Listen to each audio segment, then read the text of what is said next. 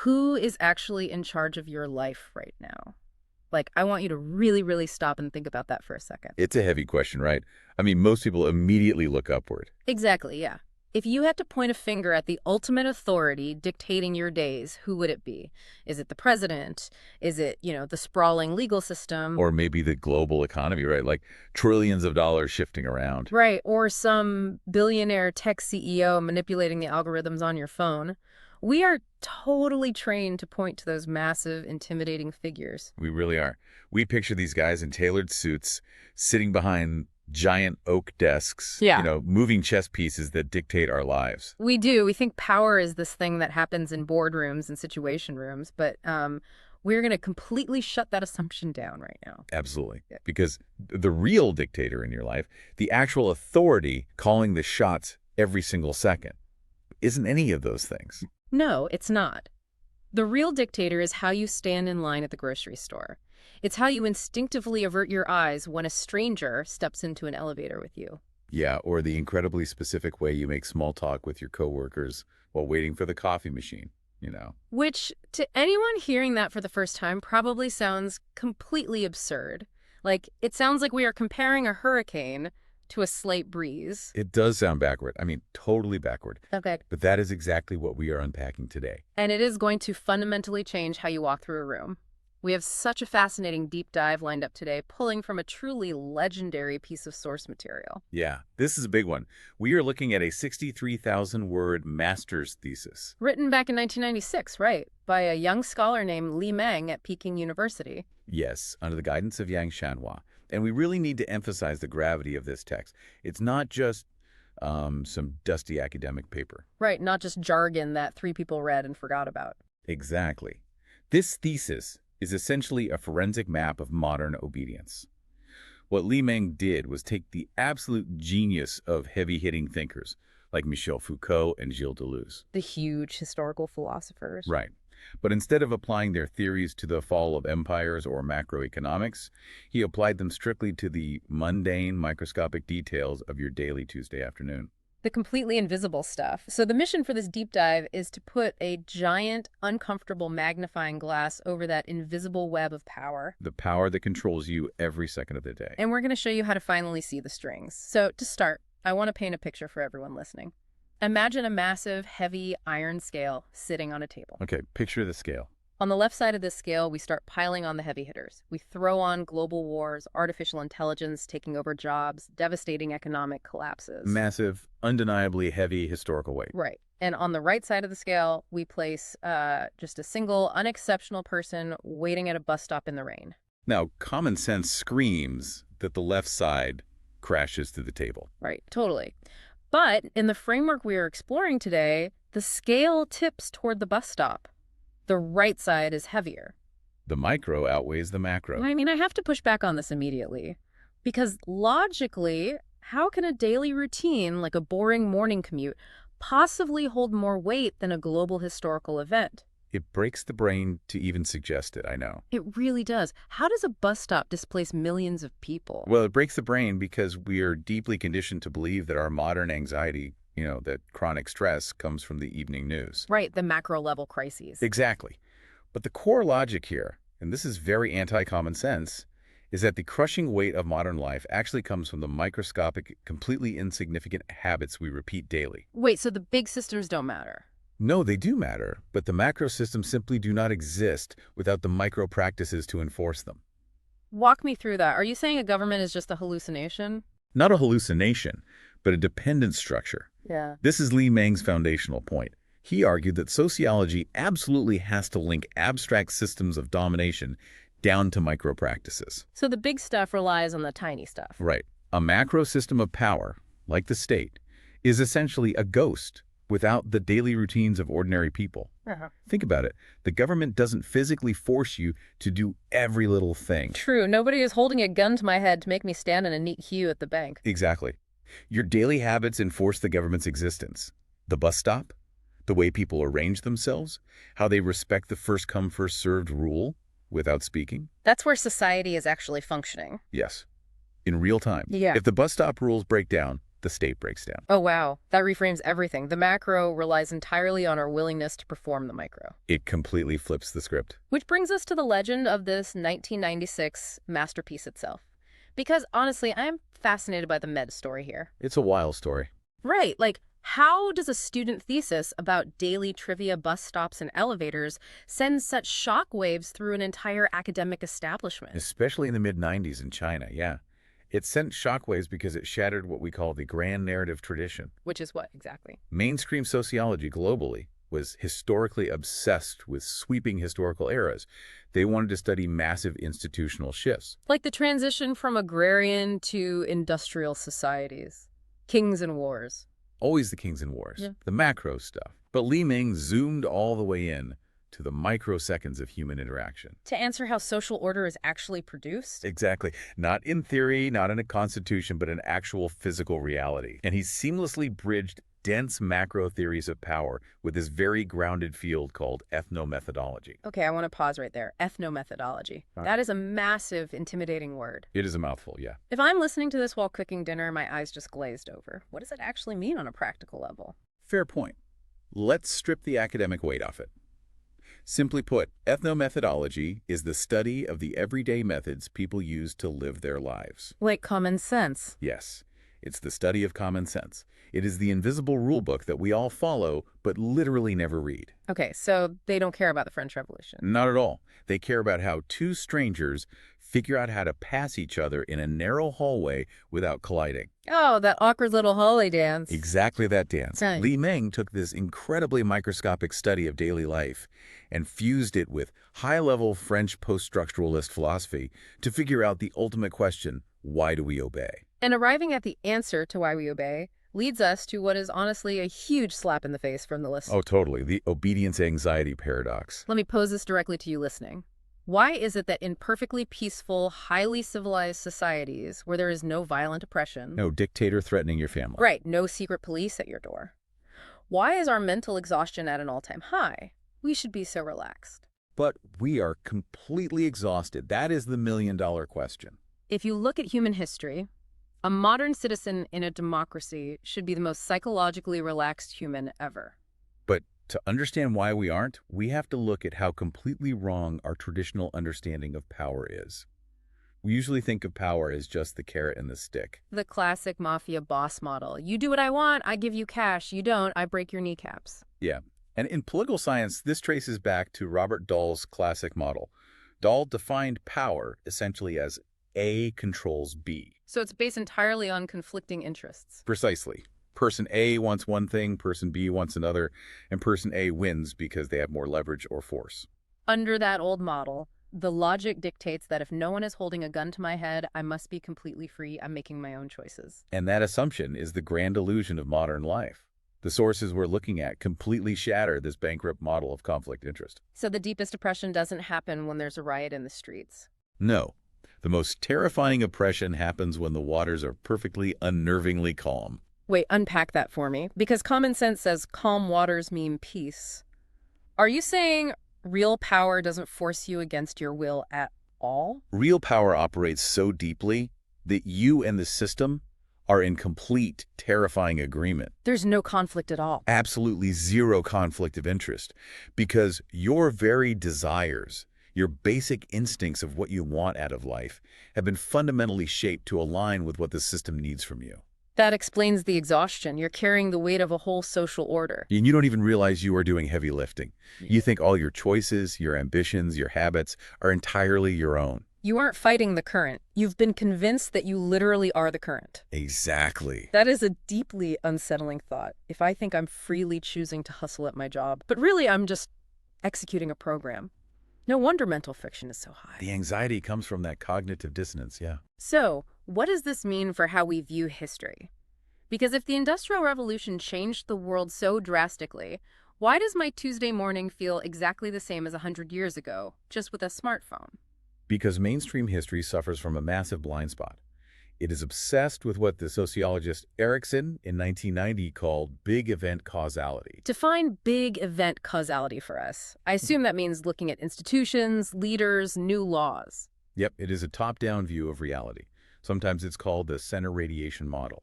The assumption is that a parliament passes a bill and society magically reshapes itself. We think history is driven by the people at the top radiating influence downward. But Erickson flips the script entirely.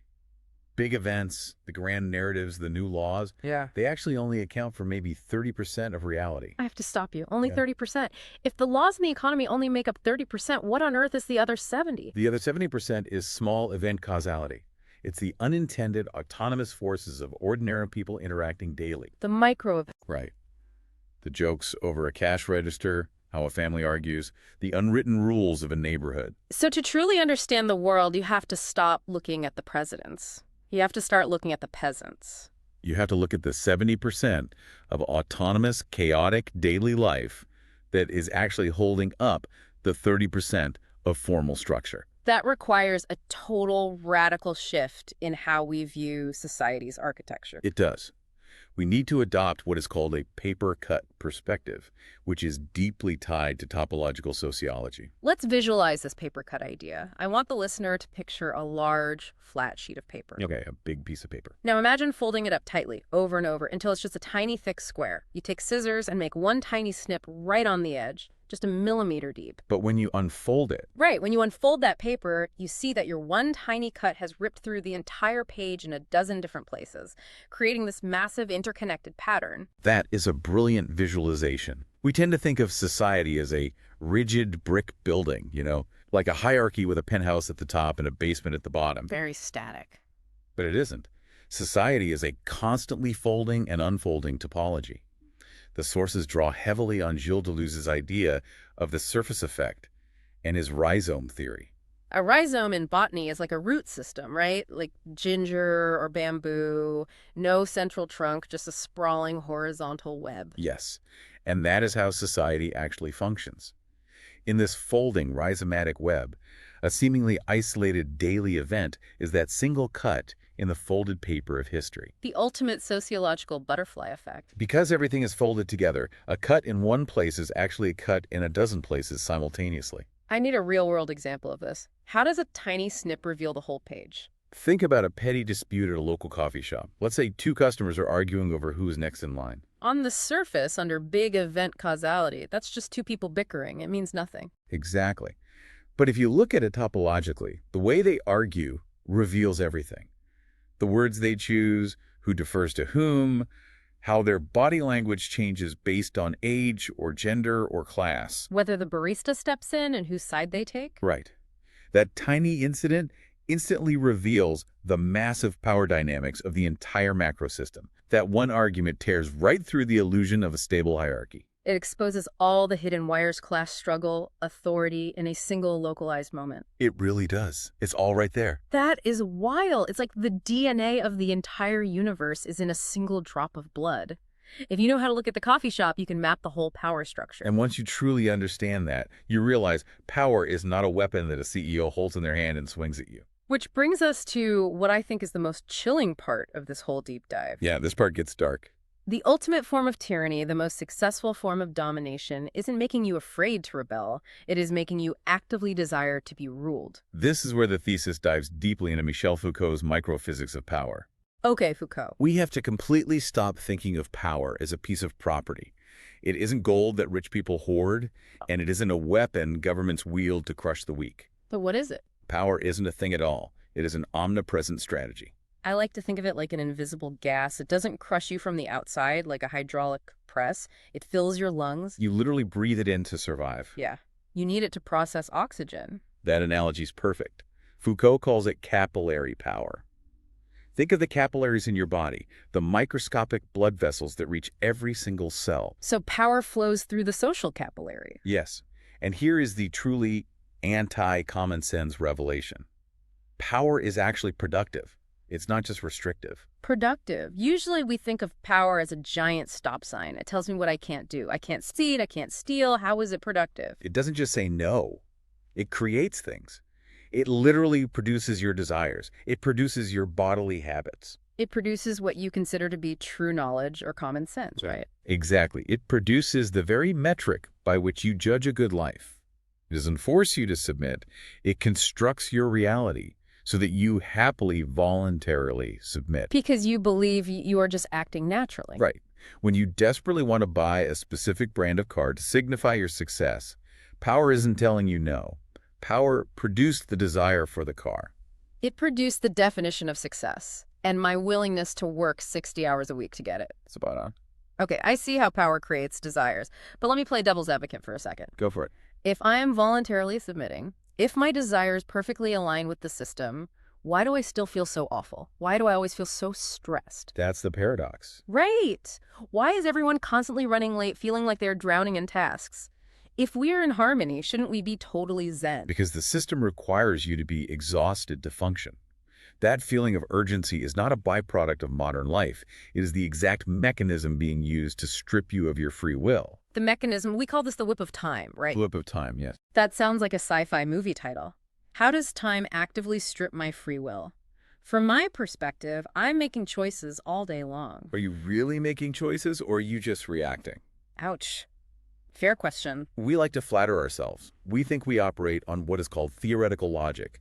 We imagine ourselves making rational, calculated choices, like a supercomputer. Weighing all infinite possibilities before acting? But the thesis leans on the sociologist Pierre Bourdieu here, introducing the economic logic of practice. Let's bring Bourdieu down to earth. What does that mean? It means that in reality, we are practically never given the luxury of theoretical logic.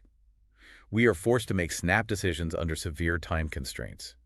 Practical urgency. Give me a scenario. Okay, you are at work, it's 4:45 p.m., you are trying to leave to pick up your kid, and your boss emails you a highly passive-aggressive question about a project. Oh, I know that feeling. You do not have 3 hours to sit down, analyze the power dynamics, draft 7 different responses, and choose the optimal path of resistance. You have 3 minutes. I have 3 minutes, my heart rate is spiking, and I need this job. So because I am rushed, I default to the path of least resistance. I write back, "So sorry, I will fix this immediately." Precisely. This everyday urgency, this constant state of being slightly behind schedule, prevents you from exploring alternative ways to act. Because I'm under the whip of time. You default to the pre-programmed societal scripts. You blindly recreate the hierarchy between boss and employee just to get through the day. I don't do it because I agree with the hierarchy. I literally just don't have the time to invent a new way of interacting. The system keeps you rushed, so you can't think of a way out. Wow. The system keeps you rushed, so you default to obedience. That is honestly terrifying. Keeping us time poor is a mechanism of control. It really is. But it gets even deeper, doesn't it? Because it's not just our conscious brains defaulting to these scripts. It's our actual physical bodies betraying us. Yes, the body's betrayal. This is where we see unconscious knowledge in action, and it's arguably the most insidious layer of the whole thesis. Let me set this up for everyone listening. Think about navigating a packed subway station or an airport terminal at rush hour. Hundreds of people moving in different directions. Right. You don't have a map of everyone's trajectory. You don't have a loudspeaker barking instructions on who steps left and right. Yet somehow you weave through 100 strangers without colliding. It's an incredibly complex high-speed ballet. How is that functionally possible? We like to think we are independent subjects actively calculating our steps, measuring velocity in our heads. We aren't.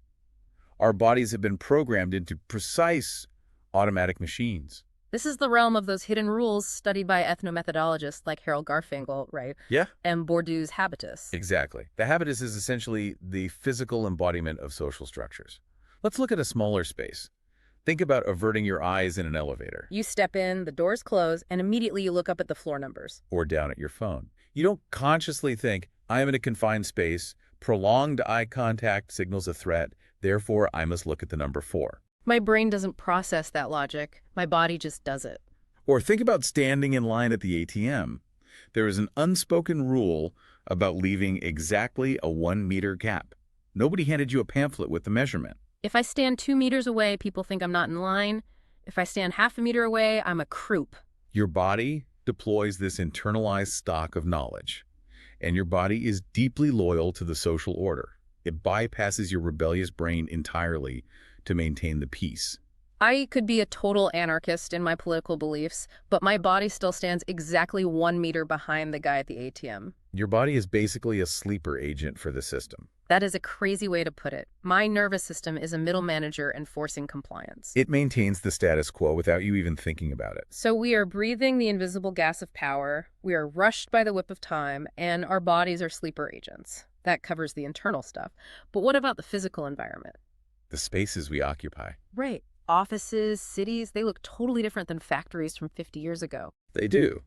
And that brings us to invisible monitoring, or asymmetrical visibility. Here's a question that always baffled me. Why is a bright, modern, open-plan office with the beanbag chairs and glass walls, why is that vastly more terrifying than a dark stone dungeon? It all comes back to how power utilizes visibility. The essence of modern power is asymmetrical visibility. We have to talk about the panopticon.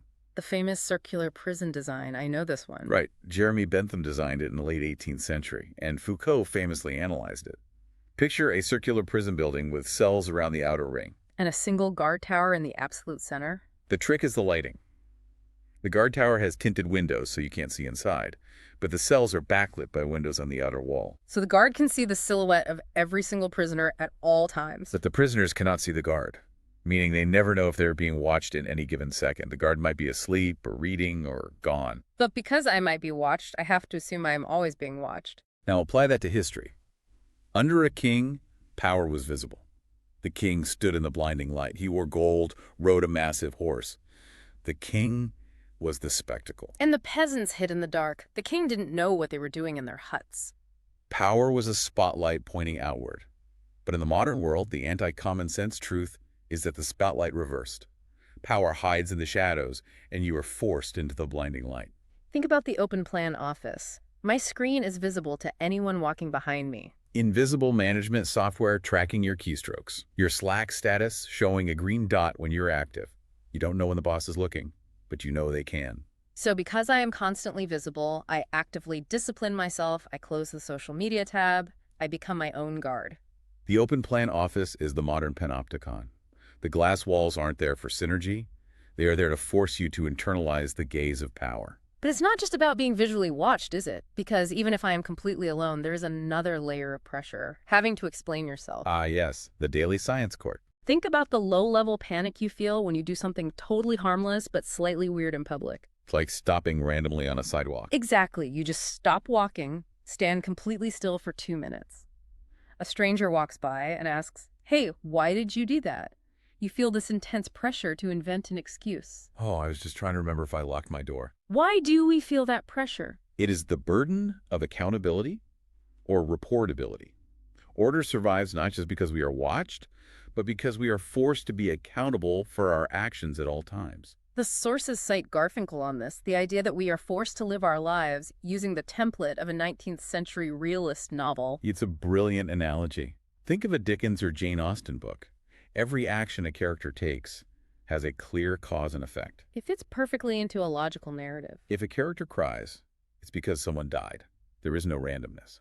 Society demands that you, a messy human being, live your life according to that exact same strict literary standard. Everything must make sense to the audience? Every behavior must have a rational explanation. If you deviate, like screaming into a pillow on a bus instead of in your bedroom, society acts like an informal courtroom. It surrounds you and demands an explanation. It demands that you patch up the tear you just made in the social fabric. If you just say, "I stopped walking because I felt like it," you are deemed irrational. You're labeled a threat. So we are constantly narrating our lives, inventing logical motives for our chaotic feelings, just to prove to the jury that we aren't broken. We have to be readable. Okay, let's look at the absolute foundation of all this obedience. I have a hypothetical for you. I love hypotheticals. If you erased every single law on the books tonight at midnight, every constitution burned, every police officer vanishes, would society immediately collapse into a purge movie? Most people assume yes. But based on the sociological framework we are discussing, society would actually just wake up, make coffee, and keep running. Come on. Without police, there'd be chaos. Looting. Maybe on the fringes for a moment. But the core structure would remain intact. People would still stop at red lights. Why? Because of the rebar of order, the dual layers of legitimation. The top layer, which is maybe 30% of our obedience, is authorized legitimation. That's the formal stuff. Laws, official rules, police badges. But the foundation, the massive 70% underneath that holds the building up, is basic legitimation. What is that exactly? It consists of the unspoken common sense, the physical habitus, the background faith in reality we all share. It's subjectless power. We keep stopping at red lights because it is the only reality we know how to inhabit. Exactly. If you just start driving through red lights, you don't just break the law, you break your own understanding of how the universe works. Basic legitimation is the background hum. We uphold it voluntarily just so we can function without having a mental breakdown. And the laws just sit on top and take credit for the order ordinary people create for free. That makes so much sense. But this web is getting tighter, isn't it? Things that used to be strictly private are now everyone's business. Oh, absolutely. The micropolitics of trouble. How did private fertility or mental health or what I eat for breakfast become KPIs for the government? Because the line between what is public and private is a complete myth. A myth. I have a front door with a lock. Physically, yes. Sociologically, no. The sources draw on Deleuze's spatial temporal compression and Emerson and Messenger's micropolitics of trouble. How does power actually invade the private sphere? It takes an incredibly intimate struggle like obesity or a couple struggling to have a child and socially translates those private issues into public troubles. Because once it is a public trouble, it requires an intervention. Exactly. Once your diet is framed as a public health crisis that drains taxpayer money, or your fertility is a demographic crisis, external authorities are authorized to intervene. Doctors, government agencies, self-help gurus, they get a cultural hall pass to enter my life. Modern power effectively shrinks your private universe down to nothing. It pathologizes your private life into public problems. So when a government launches a campaign to help people with a private issue, they are colonizing my private life, turning my body into a public utility. By defining the trouble, they gain the right to manage the trouble. And this sets up how they manage us once they're in. We have to talk about the scissors of language. I want to pose this to the listener. How is a stranger able to render a complete moral judgment on your soul in 0.1 seconds just by hearing your job title? It's because language is not a neutral tool.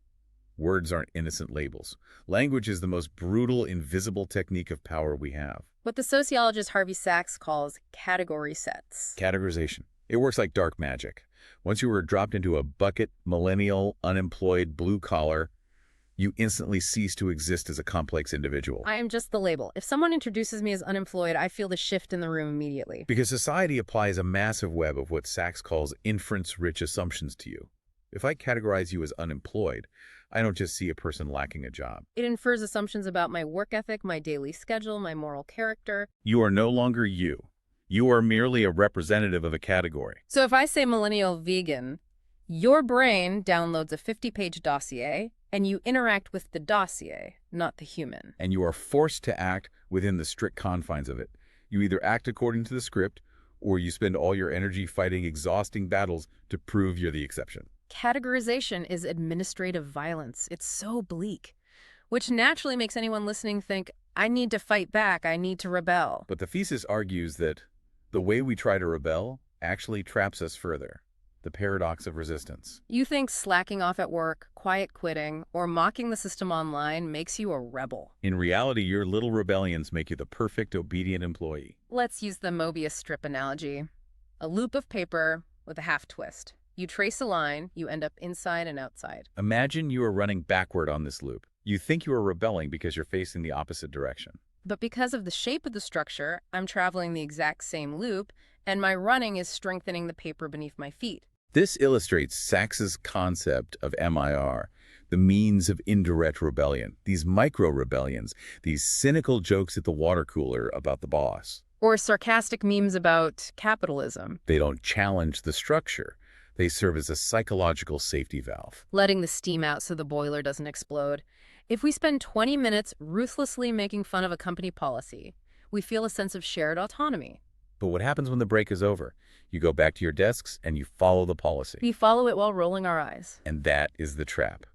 By testing the edges of the rules in safe, petty ways, you prove that the rules are flexible enough to survive your contempt. My sarcasm doesn't weaken the structure. It proves I can't survive without it. The system doesn't need you to believe in it. It just needs you to comply. It has manufactured a form of resistance that serves the status quo. I blow off just enough steam to ensure I show up at 9 a.m. tomorrow. I am surrendering through my rebellion. It is the ultimate victory for capillary power. Okay, deep breath. Power is the invisible gas. We are whipped by time. Our bodies are sleeper agents. The environment is a panopticon. Language cuts us into categories. and our rebellions are fake. It sounds like an inescapable horror movie. It really does. So the ultimate question, on behalf of everyone having an existential crisis right now, are we just doomed? How are you supposed to actually live a life in a web this tight? We have to clarify what the purpose of sociology actually is. It is not a treasure map to a utopian island where power doesn't exist. There is no escaping the web. To dream of a society without power is to dream of a body without blood. The sources call sociology a bottomless boat, right? Yes. Imagine you are drowning in the ocean and someone throws you a boat, but it has no bottom. It doesn't save you from the water. You are still wet. But the frame gives you something to hold on to. It makes you aware you are in the water rather than pretending you're on dry land. The conclusion of Li Meng's thesis looks to Foucault's final interviews and Kafka's allegories. It argues that sociology acts as a Socratic gadfly. Stinging a lazy horse to wake it up. This knowledge is meant to sting you. Once you develop a hypersensitivity to this web, once you see the panopticon in your office, once you feel the whip of time, you can reclaim your subjectivity. If I can see the strings, I am still attached, but maybe I can change the rhythm. Exactly. Freedom isn't escaping the web, but learning how to consciously dance within it. Yeah. Creating new possibilities in the actual practice of daily life. When you realize the grocery store line is just basic legitimation, not a natural law of physics, you can start to creatively navigate it. You stop being a passive object, and you become a conscious player. You choose when to comply and when to rewrite the script. This is a massive paradigm shift. We started out thinking power lived in the White House, but we discovered it lives in our own nervous systems. We enforce the reality we feel trapped by. We are the jailers and the jailed, and knowing that is the first step to changing your life. So I want to leave you, the listener, with a specific haunting instruction for tomorrow. A little homework assignment. Exactly. Tomorrow morning, when you step into an elevator with a stranger, or when you are rushing into work, frantically explaining to your boss why you were 5 minutes late. Pause. Just for 1 second. Step outside yourself. Don't look at the other person. Look at the invisible script hanging in the air between you. You both know the lines by heart. Once you see that script, ask yourself, what happens if, just for a second, you refuse to read your lines?